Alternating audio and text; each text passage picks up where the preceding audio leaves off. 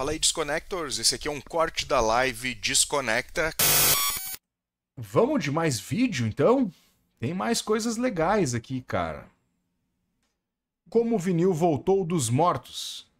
E é esse vídeo que a gente vai reagir agora. Patrocínio da Vlut, é o novo clube de disco de vinil feito para você. Acesse velut.com.br, faça seu perfil e escolha o seu plano. Todo mês receba um disco surpresa novo e lacrado, com gift exclusivo, caixa personalizada e frete grátis. Vlut, um clube realmente seu. Discos de vinil são complicados. São grandes. Não cabem no bolso. É preciso cuidar bem deles. Não dá para tocar onde quiser. Exige esforço e atenção. Então, por que, à medida que avançamos no século XXI, o vinil voltou a ser tão popular? Eu sabia que tinha que ir às ruas, encontrar as pessoas que estão vendendo esses discos, falar com as pessoas que estão organizando eventos e descobrir como o vinil voltou dos mortos. É como se fosse uma cápsula do tempo, sabe? Então, ter algo que seja o som verdadeiro ou algo da data em que foi lançado. Mesmo um pequeno estalo como a primeira música quando você o coloca no prato e coloca a agulha e meio que sente aquele retorno ao canal e a um vídeo que eu queria fazer há muito tempo, e é assim que os discos de vinil voltaram dos mortos. Recentemente, fiz uma série chamada A Morte das Lojas de Rua, analisando a situação do varejo no Reino Unido. Onde quer que eu fosse, sempre encontrava uma Wilkinsons fechada ou uma Boots fechada, que parecia estar indo bem. E sempre achei uma loucura que, nesta era moderna, com a crise do varejo que está acontecendo, esse produto primitivo e antigo que permite que você toque música esteja prosperando e indo tão bem. Então, antes de ir para as ruas, e não sei onde este vídeo vai parar, vou fazer um rápido resumo da história da reprodução de música gravada. E quero que você pense um pouco sobre onde você começou ou o que você lembra. Então, o primeiro dispositivo para reproduzir som foi o fonógrafo, inventado em 1877 por Thomas Edison. Então, ele funcionava com um cilindro envolto em papel alumínio e, quando alguém falava na máquina, impressões eram feitas naquele papel alumínio que mais tarde poderia ser reproduzido. Mary tinha um cordeirinho. Era bem pequeno. Então, surgiu o gramofone em 1887 e, em vez de reproduzir de um cilindro, ele reproduzia o som de um disco plano. Então, em 1948, surgiu o disco de longa duração, o LP ou, como conhecemos, o vinil. Eles giravam a 33,3 rotações por minuto e permitiam que mais faixas fossem colocadas em um lado, dando origem ao álbum. Então, surgiu a fita cassete em 1962, uma forma menor de reproduzir som, e com isso, você também podia fazer coisas como gravar diretamente do rádio. Então, a fita cassete levou a dispositivos portáteis como o aparelho de som, mas, mais importante, o Sony Walkman, que foi inventado em 1979. Mas nessa rápida evolução do som, nada permaneceria no topo por muito tempo. E então surgiu o CD, o disco compacto. Embora esse tenha sido o primeiro salto em direção ao áudio digital, as bases ainda podem ser rastreadas diretamente até aquele fonógrafo. Em 1984, surgiu o Sony Walkman, um dispositivo que você podia levar para qualquer lugar e oferecia uma qualidade de som muito melhor do que o tocador de cassetes portátil. Os anos 90 continuaram com a evolução e trouxeram o tocador Mini A, mas foi em 1997 que surgiu o primeiro tocador de MP3. Esse anterior não pegou muito, né? Peraí, deixa eu botar aqui. Esse aqui, ó, o MD... E trouxeram o tocador Mini A. O MD eu me lembro eu trabalhei em rádio, né? Em algum tempo. Eu me lembro de ter visto isso, assim, mas... Aqui no Brasil, principalmente, cara, não me lembro do cara ter um player pequenininho, assim, pra tocar esse tipo de mídia, né? Não lembro mesmo, assim, de ver isso no dia a dia. Talvez na gringa fosse uma coisa mais comum, né? Mas eu comecei a trabalhar em 2001 em rádio FM, tinha lá os MD, mas também já tava meio que de partida, assim, né? Acho que foi um tipo de mídia que foi muito rápido, né? Muito rápido, ela entrou e saiu, né? Apesar da qualidade ser boa, né? Mas foi em 1997 que surgiu o primeiro tocador de MP3. Foi lançado e isso mudaria tudo. Parece tão comum agora, mas essa mudança do armazenamento físico para a capacidade de armazenar música na memória foi alucinante e revolucionária. E então, em 2001, surgiu o grande sucesso. A coisa que mudaria tudo, que foi o iPod. Os iPods originais eram realmente a coisa mais legal de todos os tempos. Eu me lembro muito bem do meu. Fico triste pelas pessoas que não conseguiram passar por essa fase. Mas isso obviamente Ricardinho levou Noel ao mandou iPhone em 5 2007 reais. e, como a Ô, Marcelo, veja bem. Vinil é coisa do passado, streaming e a internet é o futuro. Sim, vinil é coisa do passado, streaming e internet é o futuro. Mas tudo que a gente tava falando, Ricardinho, referente ao que a gente vive na atualidade, né, esse excesso de informação, a gente, né, ter um momento para realmente escutar música, né, pegar o vinil, curtir a capa, sentar, né, ter essa experiência imersiva, o deep listening, como a gente gosta de falar, né? A gente não tem com os streamings, né? Eu concordo contigo que é coisa do passado, mas a experiência é diferente. Por exemplo, cara, eu gosto muito de fazer, sei lá, dar uma caminhada na beira aqui na orla do Guaíba, em Porto Alegre. Óbvio, né, meu? Vou ouvir um streaming, baixo ali as músicas que eu quero, vou ouvindo. Tô trabalhando no dia a dia na frente do computador. Puta, dificilmente eu vou parar, né? Vou botar um vinil ou um CD pra tocar. Então são experiências e momentos diferentes. E esse momento imersivo, num momento onde a gente vive o dia inteiro com a cara no computador, desculpa, né? Com a cara no celular, é muito importante. Valeu, Ricardinho. Obrigado aí. A teoria da caixa preta de 1963 previu: um dia você seria capaz de fazer tudo em um único dispositivo. E quão preciso isso era em relação ao iPhone e ao smartphone em geral. Mas esses computadores portáteis que permitem que você reproduza música onde quiser, quando quiser, de plataformas como o Spotify, inventado em 2006, ou o Apple Music em 2015. Tudo isso torna tão louco que em 2024 essa forma primitiva de reproduzir música ainda seja tão popular. Então, o que você lembra dessa linha do tempo? Eu nasci em 1992 e meu primeiro dispositivo para tocar música negra foi um toca-fitas preto. Era muito legal e você também podia colocar fitas e gravar a si mesmo. Então, eu tinha muitas e muitas fitas minhas cantando todos os clássicos. Então, a primeira etapa dessa jornada me trouxe a Preston porque em um dos meus vídeos anteriores, quando mencionei que faria esse vídeo, todo mundo estava dizendo: ah, você tem que ir conferir a Action Records em Preston. Então, essa vai ser a primeira parada. E aqui vamos nós. Action Records. Incrível. Bom, essa loja abriu em 81. 81 era só vinil. Só. Fitas de vinil, mas não tinha CD, certo?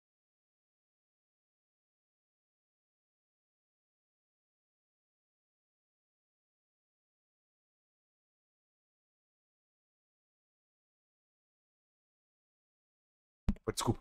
É muito animal o cara visitar uma loja de vinil. É muito animal mesmo, principalmente se tu não conhece a loja, não conhece o local, tu tá visitando o pico e aí tu, né, dá de cara ou se organiza para ir numa loja. Puta, é muito foda. A experiência é muito legal. Certo? Dan começou nessa época. Quando você entrou nos anos 90, o vinil estava desaparecendo em grande estilo. A taxa de produção também. Sim, havia muito mais lucro no CDL e então as prensagens ficaram muito limitadas. Os independentes ainda estavam fazendo um pouco de vinil, mas nem de longe tanto. Por volta de 2005, para nós, começou a realmente mudar de novo. Então, definitivamente, nos últimos 15 anos, tem sido grande, sabe? Então, você já pensou que isso voltaria? Você já pensou que o vinil voltaria do seu fim, por assim Dizer, eu nunca pensei que alguém. Muitas pessoas ainda amam vinil e muitas pessoas não comprariam um CD. Mas você não imaginaria que ele voltaria com tanto sucesso. Essa dublagem do YouTube é foda, né? Meter uma voz feminina no cara. Cada parada, não sei se vocês perceberam, mas cada parada de conversa, ele muda a voz, né? Como se ele não conseguiu entender ainda que uma pessoa tem que manter a mesma voz até o final, né? Vamos lá, né? Sim. Mas então era um formato lindo. Sabe, essa era a grande coisa que se cuidava. Sabe, você pode tê-lo para sempre. Sabe, não é perecível e é uma mentira que todo mundo pense que o mercado de CDS está bem morto. Muitos jovens começaram a chegar recentemente e a comprar CDS também. Então, aqui vamos nós. A primeira loja de discos foi feita. E que cara adorável. A Action Records em Preston. E o que eu realmente gostei também foi que ele disse que não são apenas os vinis que estão voltando, mas os CDS também estão ganhando popularidade, o que eu simplesmente não tinha ideia que estava acontecendo. Eu achava que a única pessoa que ainda comprava CDS era meu pai. Bem, isso é incrível. Então, o foco deste vídeo será o vinil. Mas se encontrarmos outras formas de reprodução de música gravada... Pô, YouTube, vamos melhorar isso aí, né, meu? Puta que pariu. Que dublagem mais tosca essa. que estão voltando, eu também as explorarei. Muitas coisas na sociedade agora são realmente descartáveis. Tipo, você compra e acaba. Tudo é como se fosse consumível. Já o vinil é a primeira coisa que eu comecei a comprar, que era como se permanecesse, sabe? É algo que eu tenho depois de comprá-lo. É para sempre. Às vezes, ele sobe de valor, desce de valor. Não é algo que me importe, mas fica com você. Não é algo que você joga fora. Então, a outra coisa é que, com um serviço de streaming digital como o Spotify, se você paga todo esse dinheiro e ainda consegue ouvir aquela música, ela não é sua. Então, se eles decidirem tirar aquela música do ar ou tiverem uma disputa com aquela gravadora, você nunca mais poderá ouvir aquela música. É bom que, não importa o que aconteça, você saiba que ela é sua. Então, atualmente, enquanto estou fazendo este vídeo sobre vinil, como o vinil voltou dos mortos. Vou ser honesto, não tenho muito interesse em discos de vinil. Espero que isso mude conforme eu passar pelo processo de fazer este vídeo. Estou gastando bastante tempo nisso. Então, pensei em começar comprando um toca-discos. Se vou fazer esse vídeo, vamos comprar um toca-discos. Então, mandei uma mensagem para meu amigo Billy, que é DJ e ainda toca discos de vinil. Mas eu disse a ele, olha, cara, quero comprar um toca-discos. O que você recomenda? Aspas. E ele disse, ah, bem, esse é muito bom. Me mandou para dar uma olhada e vou comprar, mas acabei de encontrar essa análise online e achei fantástico. Diz 4 estrelas. Um bom equipamento pelo preço. Não tinha lido a ficha técnica. Achei que fosse Bluetooth. Não tem como minha filha gostar de uma tecnologia tão antiga quanto caixas de som com fio. Perde uma estrela por chatear minha filha.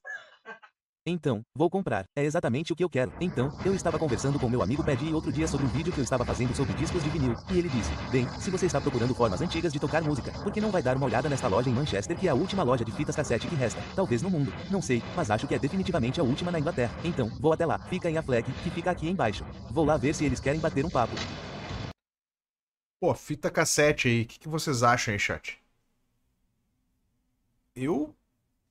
Praticamente a minha adolescência foi fita cassete, claro, tinha o CD também, mas, cara, gravava tudo, né? Muito mais barato, muito mais econômico. O CD nos anos 90 não era uma coisa tão baratinha assim, né? Tanto que ganhar disco, seja vinil ou CD, era datas especiais, né? Então a gente, um brother comprava o CD ou comprava o vinil, a gente ia lá pra casa dele e gravava lá no 3-em-1 dele, pum. E aí eu ouvia... na escola, né? Pegava os Walkman e ouvia na escola. Lembrei agora também, né? Não só na casa de brother, mas pegava nas gravadoras, nas locadoras de CD. Pegava o CDzinho, levava pra baia, gravava e já tinha o disco pra ouvir durante a semana, né? Mas fora isso, cara, eu devo ter tido na época, sei lá. Nós estamos falando dos anos 90, né? Eu sei que a fita cassete teve o seu auge antes, né? Não as regraváveis, né? As fitas originais. Mas nos anos 90, cara, se eu tive na minha coleção, né? Não tratava como coleção a parada, né? Eu tratava, mas os CDs, né? As fitas não. As fitas eram regravadas. Mas no meu acervo, eu deveria, sim, originais. Cara, sei lá, umas 5, 6... estourando 10 fitas cassete originais, né? Então, eles abriram essa loja em 2019, mas com todo esse lance de revival do vinil que aconteceu alguns anos atrás, quando você diria que o revival do vinil realmente começou? Sim, acho que foi em 2005. Muita gente falou sobre isso naquela época. Acho que meio que coincidiu com esse novo interesse. As fitas também começaram a ter um certo retorno, nem de longe no mesmo nível. Mas nos últimos 3 ou 4 anos, eu diria que as fitas enlouqueceram. Sabe, você tem bandas em que Adele lança fitas, Lady Gaga lança fitas, Madonna lança fitas dos seus últimos álbuns. Porque começamos como uma noite de shows e também como Lips. A gravadora era uma noite de shows e uma gravadora. E descobrimos que as fitas eram fáceis de colocar mesas e suportes de produtos. Fita cassete é algo que você simplesmente enfia no bolso de cima e esquece. Você não precisa carregá-la com você pelo resto da noite. Tive muitos debates sobre o Spotify ser o chefe cruel e cruel da cena. Sim, acho que a música física é muito importante quando se trata de dar valor à música porque, no final do dia, esses artistas, mesmo que sejam meio que gravados em casa, ainda investem muito tempo, esforço e dinheiro para divulgar essas coisas. E só colocar no Spotify por, sabe, alguns milhares de dólares. Ouça se tiver sorte e, sabe, 20 centavos e diga. Parece que não é justo, certo? Não é. Quantas lojas de fitas existem assim? Não sei, estava pensando, não sei quantas. No Reino Unido, esta é a única. Esta é a única fita, esta é a última. Bem, até agora, temos dito isso há alguns anos, desde 2019, e ainda não fomos contestados. Então... Pô, por mais que não seja tão popular, né? Se bem que é uma loja especializada em fita cassete, né? Então faz sentido ser a única, né? Imagina no Reino Unido ser a única loja de fita cassete. Bacana, né? Bacana. Então, acho que somos os últimos. Não vi ninguém que só vende fitas. Mas, obviamente, sou meio egípcio e se você for a um país árabe ou, tenho certeza, há muitos lugares no mundo, as lojas de fitas cassete ainda são bem grandes. Então, quando eu for ao Egito em algumas semanas, pretendo passar em algumas lojas de fitas cassete por lá e ver o que elas têm em estoque em termos de... Tá aí a dica, meu. Vai pro Egito, já pega uma quantidade bacana de fita cassete aí pra vender no Brasil. Música árabe local. Sim. Sabe de uma coisa? Tem que ser isso. Tem que ser isso porque esse era o disco que meu pai ouvia quando eu nasci. Então, tudo bem. Aqui vamos nós. Mike Oldfield do Tugle. Clássico. Então, comecei a fazer este vídeo sobre vinil e sempre quis comprar um toca-fitas de vinil. No entanto, não pensei que acabaria com um toca-fitas e algumas fitas. Brilhante. Olha o que acabei de comprar e configurar. Olha isso. Um toca-discos. Uau! Olha isso. Conectado aos meus alto-falantes com o fio. A filha daquele cara ficou A TLP60 aí, né? Pra quem tem dúvidas de que é um toca-disco decente, tá aí, cara. É um toca-disco bem legal pra quem tá começando. 1000 vezes, 1 milhão de vezes melhor que as maletinhas. Júlio Mauro, que tá aqui no chat aqui, a gente já fez um vídeo com ele. Ele mostrou o equipamento, deu todas as especificações técnicas.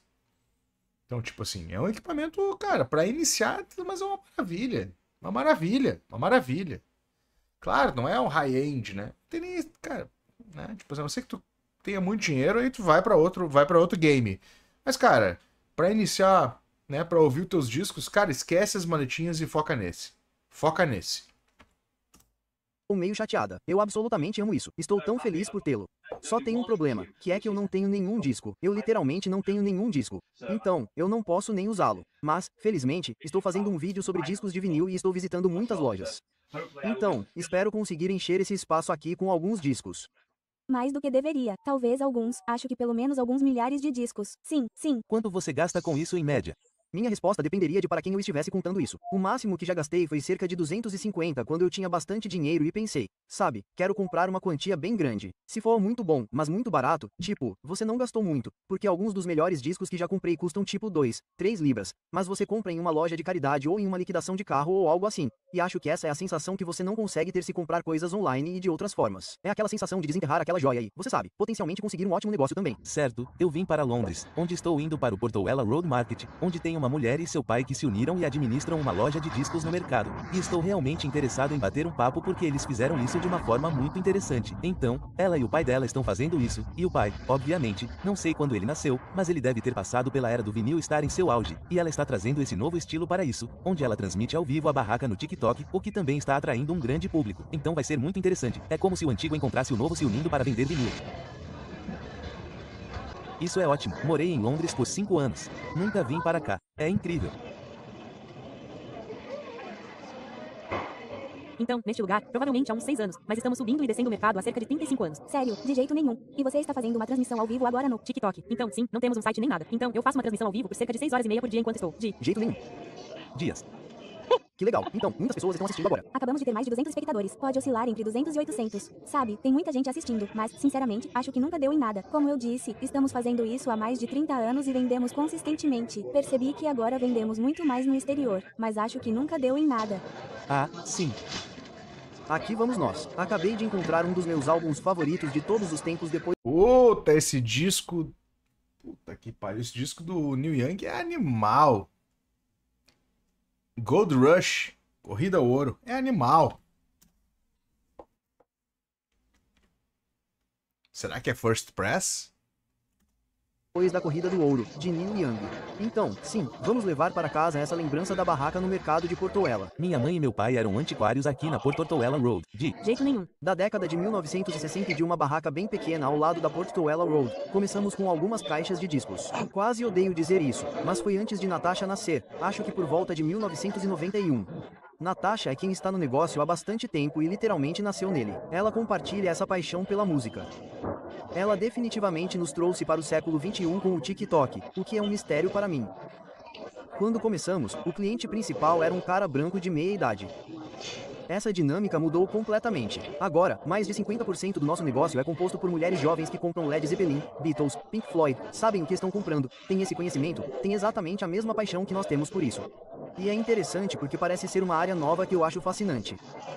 Garotas jovens realmente adoráveis, tão apaixonadas quanto eu tenho dito, da Arábia Saudita. Nossa. E sim, tivemos um pequeno grupo da Arábia Saudita esta manhã que comprou seus Taylor Swifts ou Yolanda. Elas estão comprando Fleetwood clássico com Mac. Eles estão comprando clássicos dos Beatles há algumas semanas, na Fairport Convention. Bandas das quais você não imaginaria que eles já tivessem ouvido falar. Vou escolher este, meu álbum favorito. É. Isso aí, sim, provavelmente está no meu top 5, de qualquer forma. Foi muito divertido trabalhar com meu pai. Ele é meu melhor amigo, assim como meu pai. Então, sim, é ótimo, não parece trabalho, sabe? Sim. É uma banda folk inglesa a capela chamada Prelude. Eu nem sei como fiquei sabendo disso. Vou embora, vou dar uma olhada. Se você não estiver encantado, ficarei surpreso.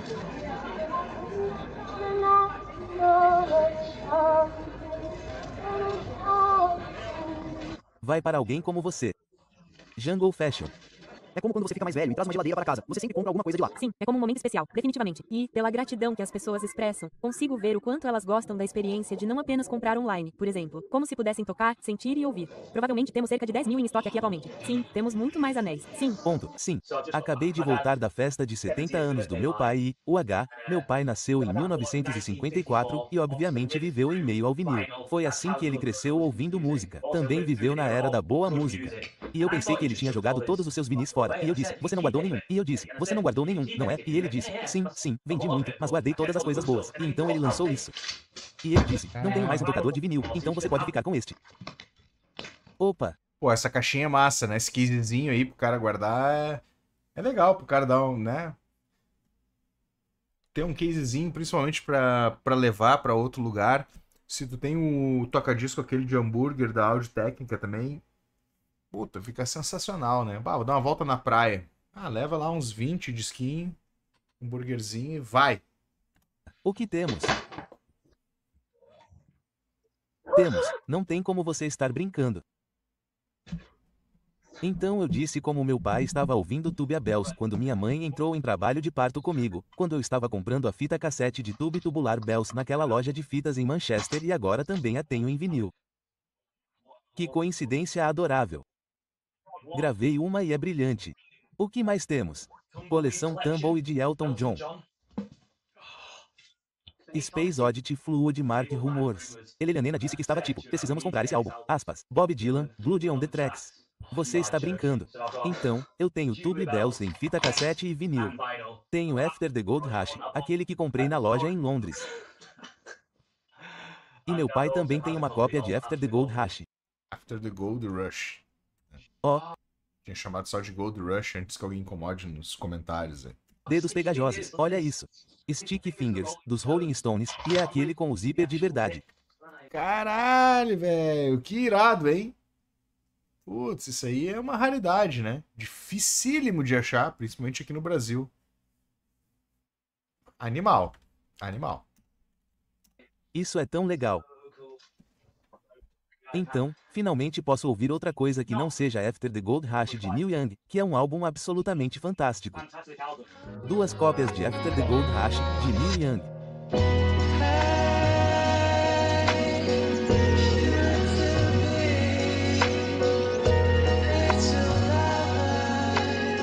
Aí tu que me quebra, né, meu? Aí tu me quebra tocar essa porra aí, daí tu vai querer me derrubar aqui no YouTube, né?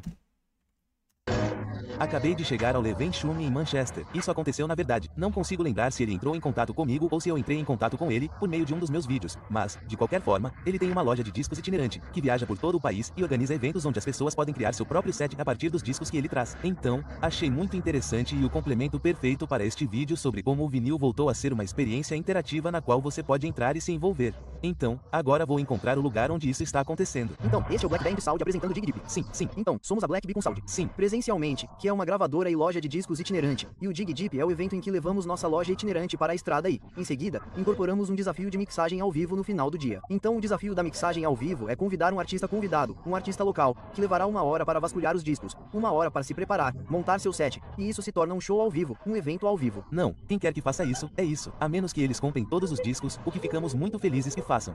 Então você não vai ouvir isso de novo em nenhum outro lugar porque não consigo acompanhar os novos lançamentos. Sim, porque, tipo, por um álbum e isso você poderia estar olhando para 40 libras ou mais. Sim, enquanto eu volto para quando eu tinha 20 e poucos anos, se eu entrasse em uma loja de discos com 40 libras, eu sairia com uma sacola grande de discos. Sim, só saio de lá com um hoje em dia. Então, acho que o mercado de segunda mão se sai bem nesse aspecto porque você pode encontrá-lo a preços razoáveis. Além disso, esse lado experimental, onde não é só um caso disso, é o que eu sei que você gosta. Seria um caso de tipo, porque você gosta disso, isso é um pouco fora do comum, mas você deveria tentar. Mas também, tipo, ambientalmente. Ela pesquisou muito mais do que eu, mas estávamos tentando basicamente descobrir como nos sentíamos sobre vender discos, distribuí-los e negociá-los porque... Sim. Formato sustentável dessa forma. Não é tipo... As coisas novas que estão surgindo. Se você olhar para isso, muito disso é... lixo sendo reprimido. E se você se der ao trabalho, for a uma loja de segunda mão, você pode encontrar edições perfeitamente boas que não são verdes ou azuis ou algo assim, ou não são de uma loja de discos que eles lançam. Eu acho que sempre vai haver essa comunidade lá. Porque é amante da música, certo? Então, muitas pessoas ainda querem ir a algum lugar que seja um centro de música, onde a interação social seja alta, o que ainda vai ser, felizmente, uma loja de discos ou, você sabe, eventos ao vivo e coisas assim, e eles estão tão intrinsecamente ligados que sempre haverá esse engajamento, e eu acho que as pessoas gostam dessa comunidade e de fazer parte dela. Muitas vezes, nesses eventos, as pessoas simplesmente aparecem e batem um papo, e isso pode levar você a qualquer caminho de conversa, seja sobre música ao vivo ou sobre o disco em si. As pessoas só querem bater um papo sobre isso. E esses eventos, com discos sendo lançados, dão esse tipo de atração. Aquele evento de discos foi tão bom e colocou uma luz totalmente nova na indústria, o que eu simplesmente não tinha pensado. Talvez eu estivesse romantizando demais, pensando que tudo sobre vinil é perfeito. E uma parte realmente me pegou, que foi dizer que você pode literalmente ir a uma loja ou online e comprar uma versão novinha do seu álbum favorito de todos os tempos, uma nova prensagem em perfeitas condições. E de certa forma, isso tira a alegria do mercado de segunda mão. E eu estava prestes a fazer isso com alguns discos. Eu estava prestes a fazer isso com um disco do Radiohead. Eu estava prestes a encomendá-lo novinho em folha. E agora eu vou esperar. Vou esperar até encontrá-lo em alguma loja de discos em algum lugar. Bem, com outro disco, um disco do Paul Simon. Mas eu não sabia qual disco do Paul Simon eu queria porque são poucas as músicas que eu realmente curto. Mas pensei, bem, vou comprar algumas prensagens novas. E então naquela feira de vinil em que eu estava, então eu me deparei com isso, uma compilação de vinil do Paul Simon. Custou-me um fiver e tem duas músicas nas quais eu estava realmente interessado, Hearts and Bones e 50 Ways to Leave Your Lover. E custou-me um fiver e eu consegui. E eu tive a alegria de vasculhar uma caixa tentando encontrar atrás dela e então sim, poder levar isso para casa. Isso é tão bom. O prazer que você sente quando faz isso pela primeira vez, quando consegue combinar essas duas músicas ao mesmo tempo, e então é como se aquela adrenalina que eu senti ao fazer isso pela primeira vez fosse o que me fez querer fazer cada vez melhor. Por outro lado, o problema é que também pode dar muito errado e continua dando. Tipo, você sabe que 9 entre 10 vezes está tudo bem, mas de vez em quando você faz uma mixagem e o som fica horrível, parece um acidente de carro. Acho que é uma boa analogia, é mais como um instrumento, até um pequeno estalo. Adoro o som desse pequeno estalo. Confessar uma parada aqui pra vocês, tá? Eu já fui DJ e iniciei tocando com um vinil. Que troço difícil, pacas. Muito difícil. Muito difícil. Techniques ali, tu largar na hora certa, não é que nem tu apertar um play no CD. Tu tem que estar aqui, ó. Vai rodopiar, tu vai segurando o início da música. E aí tu tá com o fone, e o fone ele vai te dizer o kick, fluke, fluke, fluke. Por isso que tu fica pra trás e pra frente, porque te saber fluke, fluke, fluke, fluke, fluke. Pum, largou lá o grave, né, o kick do outro lado, tu larga desse lado. E aí tu tem que acertar a velocidade. Que troço difícil, cara. Que troço difícil. O CD, nesse sentido, é muito mais prático. É legal demais. É uma diversão, né? Diversão animal, assim. Eu curto muito. Faria outras vezes, com certeza. Estalo, especialmente se você está começando, como a primeira música, quando você coloca no prato e coloca a agulha e meio que sente isso antes da música começar. Eu realmente gosto desse som, acho que tem algo muito nostálgico nisso. Então, comecei este vídeo sem um grande interesse em discos de vinil. Eu tinha interesse nas lojas em si, porque elas ainda sobreviviam em uma época em que a maioria delas está morrendo. Mas sim, em termos de ouvir música em vinil, esse não era eu. Eu não era esse cara. E agora sou totalmente. É incrível. E de alguma forma acabei no processo de fazer este vídeo com 2 cópias de um dos meus álbuns favoritos, After the Gold Rush, de Neil Young. Não acredito. Acabei com 2 cópias. Então, o que pensei em fazer com minha cópia extra de After the Gold Rush foi enviá-la para meu bom amigo Lewis, com quem estudei na universidade. Bem, esse era um cara com quem eu ficava sentado tarde da noite compartilhando músicas, mostrando músicas um para o outro. E sei que nós dois passamos muito tempo ouvindo este mesmo álbum na universidade na era digital. Eu poderia enviar uma das músicas do Neil Young para Lewis em um segundo e dizer: "Ei, cara, você lembra disso? Você se lembra de quando costumávamos ouvir isso na universidade?" Aspas. Mas não, eu tenho a experiência. Eu tenho a verdadeira experiência com vinil de compartilhar um disco que acabei comprando. Então, vou enviá-lo para ele. Sabe, o vinil está de volta e indo bem quando os correios têm caixas especiais para envio e ela me viu lutando para colocá-lo em um envelope grande e disse: "Temos caixas especiais para isso, cara, se for vinil." Aspas. Excelente. Bem-vindos a Sheffield e a um elemento diferente do vídeo hoje, porque não estou aqui para dar uma olhada em uma loja de vinil, mas estou aqui para dar uma olhada no outro lado da indústria, o lado da fabricação. E vim visitar uma empresa chamada Brid Media, que em seu site diz ser especialista em prensagem de vinil. Quem sabe o que descobriremos hoje, mas espero descobrir um pouco mais sobre como o vinil final é realmente feito. Talvez consigamos ver um pouco disso acontecendo. Então, nós meio que eliminamos o trabalho braçal de obter mídia física como vinil e CDS, fitas cassete, embalagens, impressão, basicamente fabricada e então meio que entregue na sua porta. Sim, trabalhamos com gravadoras, artistas diretamente, trabalhamos com empresas. As vendas de vinil vêm aumentando nos últimos 16 anos consecutivos e estamos em uma alta recorde. Então, basicamente, você envia seu áudio para a fábrica. Eles vão garantir que tudo ficará bem, tipo, dentro das limitações de um vinil. Sim.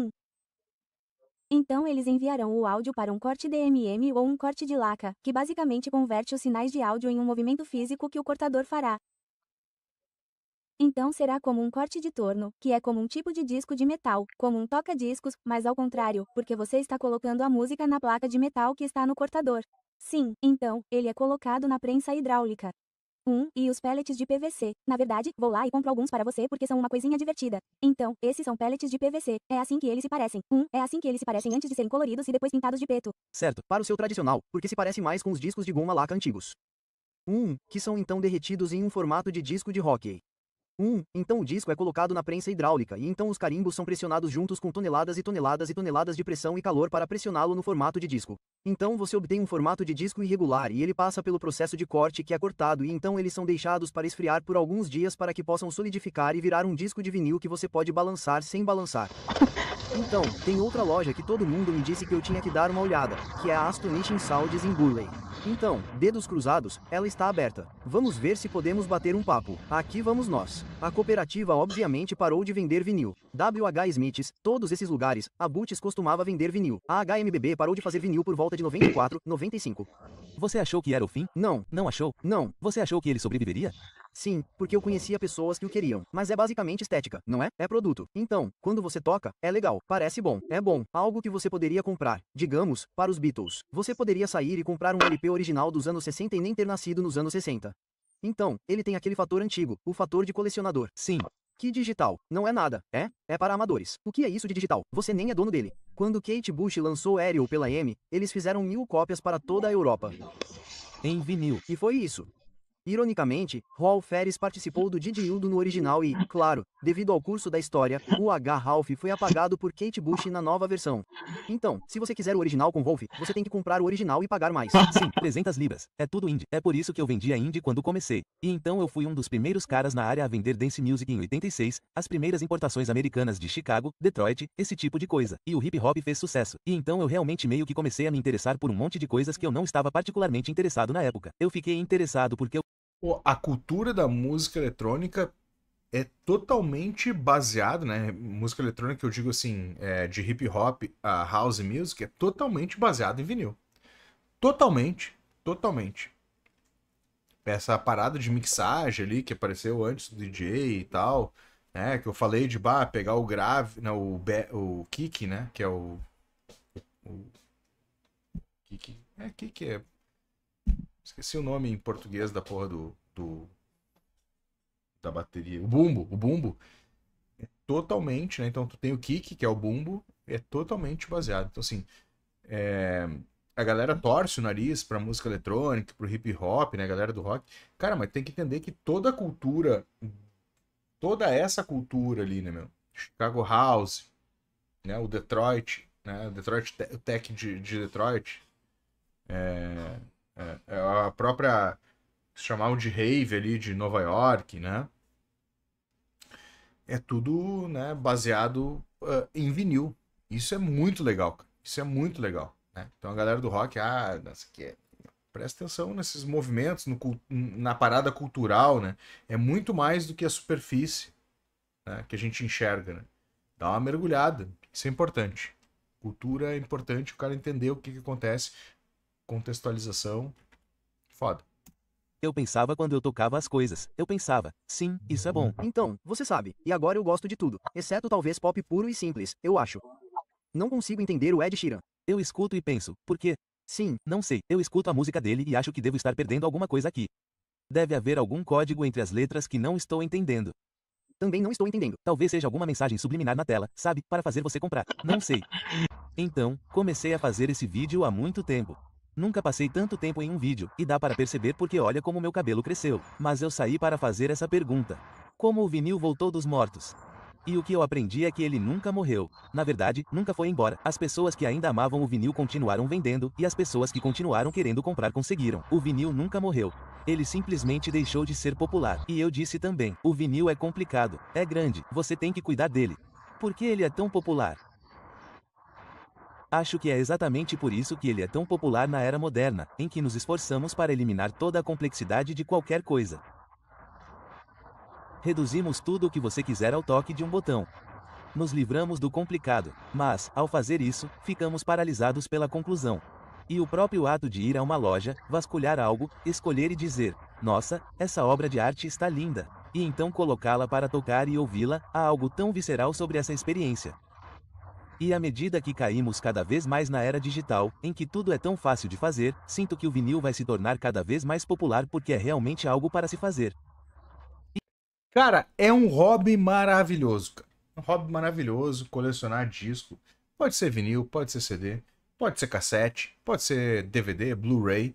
É um hobby animal, cara. Hobby muito bom. Cara, cada vez mais a gente tá afundado nesse negócio aqui, né? O tal do celular, né? Vou pegar aqui, tava carregando, né? Tal do celular, né? E a gente tá afundado no sentido ruim, né, cara? Porque tu passa horas e horas ali e se tu pensar em conteúdo curto, tu não, né, assim, tu vê 40, 50 conteúdos curtos e não absorve nada. Aí tu vai, para um pouco, desliga, te tira da tomada, vai ouvir um disco, vai ler um livro. Que tu entra, né, vai ouvir um disco no sentido de físico, né? Tu faz uma imersão incrível. A experiência não tem comparação. É a mesma coisa que tu, cara, fica o dia inteiro no celular, vai dar uma caminhada na rua, vai respirar, vai conhecer o mundo. Vai pro boteco tomar uma cerveja com os brothers, falar bobagem. A pandemia aconteceu muito disso, né? Das pessoas se reunirem, né, muito no digital, então acelerou muito o processo. Não que a gente já não vinha num processo acelerado de imersão no digital, mas parece que a pandemia nos fez acelerar 2, 3, 4 vezes mais. Assim como muita gente começou a colecionar disco na pandemia, né? Começou a se interessar por disco de vinil, CD e tal. Muita gente também entrou a fundo, né? Ah, vamos fazer um happy hour em casa, pelo Zoom. E daqui a pouco não saía mais de lá, né? É happy hour, é o dia inteiro na porra do TikTok, é o dia inteiro na porra do Instagram.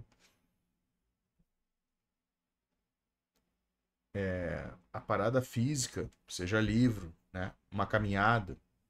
E pro cinema. Né? Não ficar no Netflix. Te mantém vivo, te tira essa anestesia social que tu tá envolvido hoje. Acho que isso é a coisa mais importante se a gente analisar hoje. Durante a pandemia, ter disco de vinil era uma forma de tu ter um hobby, de tu te manter saudável psicologicamente. Hoje já mudou a visão. A gente tá numa visão de colecionar te tira do digital, né? Colecionar, ouvir o disco, né? Ter a experiência imersiva de um álbum, seja LP, CD, cassete, né? Ter esse momento para ti. E quem mais está sentindo isso hoje em dia? É como, bem, o que fazemos agora que tudo está pronto para nós. Então, foi relatado recentemente que as vendas de vinil podem ter atingido seu pico, mas acho que, como todo mundo aderiu a ele, todas as grandes empresas voltaram a adotá-lo. A HMV está vendendo novamente. De repente, tornou-se tão lucrativo e o que acontece quando as pessoas veem lucro? Elas pulam e dizem, vamos fazer isso, vamos tirar o máximo proveito disso. Mas não acho que isso vá perder a essência do que é e o que vai mantê-lo funcionando para quem sabe para sempre. Como aquele cara disse, não é perecível. O vinil faz você trabalhar, faz você interagir. Faz você negociar, comprar, pegar emprestado e compartilhar. É uma comunidade. O coração disso é a comunidade, vinil. É o último bastião do mundo analógico, e é por isso que acho que está de volta. Então, um grande obrigado a todos que participaram deste vídeo. Vou deixar o link de todas as lojas abaixo. Vá conferir, mas também, vá conferir qualquer loja de vinil. Elas são ótimas. Definitivamente vá até a Black Beacon Sound. Aquele evento, Dig Deep, que eles organizam, eles fazem um monte desses. Definitivamente vá a um deles se você gosta de boa música, se gosta de conversar com as pessoas. É um evento tão bom e eles vão para todo lugar. Então, com certeza vou procurá-los. E vou terminar este vídeo pedindo para vocês ouvirem uma das músicas dos meus amigos. O cara para quem enviei o disco do Neil Young, ele também é músico e é inacreditável. E independentemente do que estamos falando, vinil, fita cassete, CD, no fim das contas, o que importa é compartilhar música, não é? É só dizer que conheço uma boa música. Você quer ouvi-la? Então, esta é a música do meu grande amigo Louis Oliver, Apple Tree. E eu só quero que vocês se sentem onde quer que estejam e ouçam a melodia, pois é isso que é ótimo no vinil. Ele faz você sentar e ouvir. Então, quero que vocês façam o mesmo com esta melodia.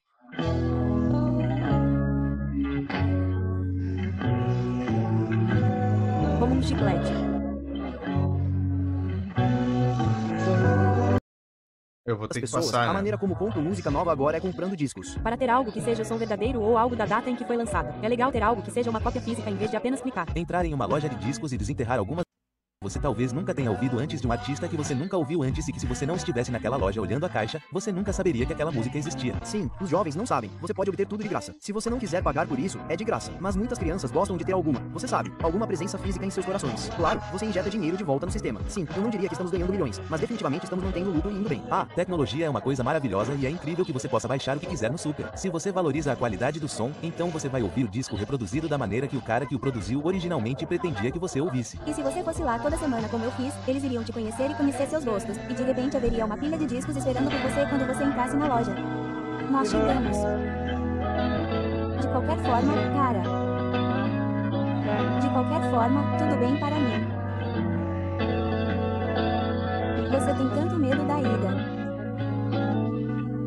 Oh, a macieira. Macieira.